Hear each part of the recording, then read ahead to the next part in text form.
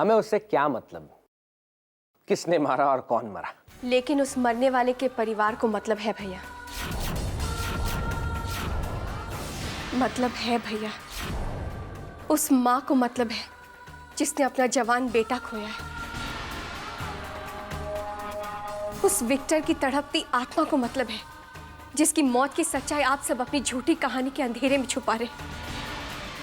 इस घर में बरसों से काम करने वाली मिसेस डिसूजा को मतलब है जिनके बलिदानों का बदला आप उसके बेटे की मौत पर अपनी इज्जत बचाने के लिए जश्न मनाकर कर रहे हैं। संस्कृति को बचाने वाला विक्टर और कोई नहीं, मिसेस डिसूजा का बेटा था। हमें सब पता है प्रार्थना।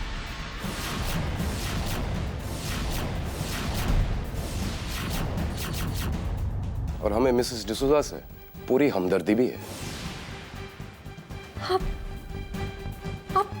सबको ये बात पता थी और फिर भी आपने कुछ नहीं किया। देखो प्रार्थना, लिसन टू मी, हमें जो करना था हम कर चुके हैं। तुमसे सीखने की या पूछने की जरूरत नहीं थी। अरे वो तो अच्छा हुआ कि विक्टर मिसेस डिसूजा का था, तो ये केस आसानी से दब गया। अगर किसी और का होता ना तो पता नहीं और कितने करोड़ खर्च हो जाते हमारे।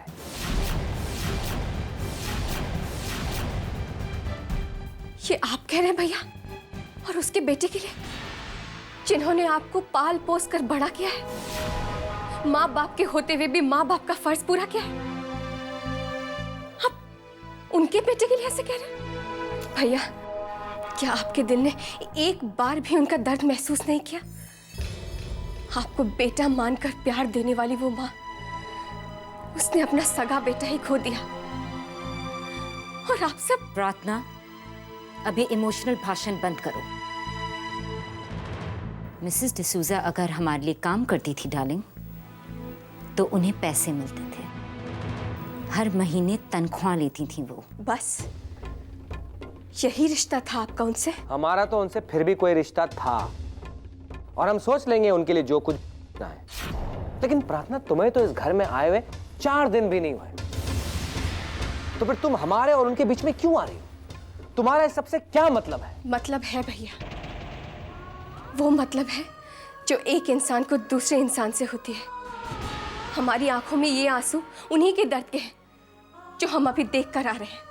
दुनिया में सबसे बड़ा दर्द वो होता है कि जो माँ अपने बेटे को जन्म देती है, वही माँ अपने बेटे की लाश को देखे। शायद ये दर्द आप महसूस नहीं कर पाएंगे भैया, लेकिन हम महसूस कर सकते हैं। Damn it!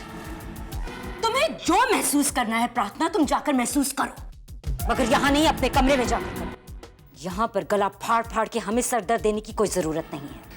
Wait Tarana, let me handle this. लोग प्रार्थना, जो हो गया उसे बदला नहीं जा सकता, ये तो तुम भी मानती हो।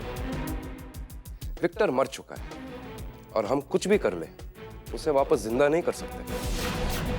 अब मरे हुए इंसान के लिए हम अपना नाम, अपनी इज्जत खो दें, ये कहां की समझदारी है बताओ?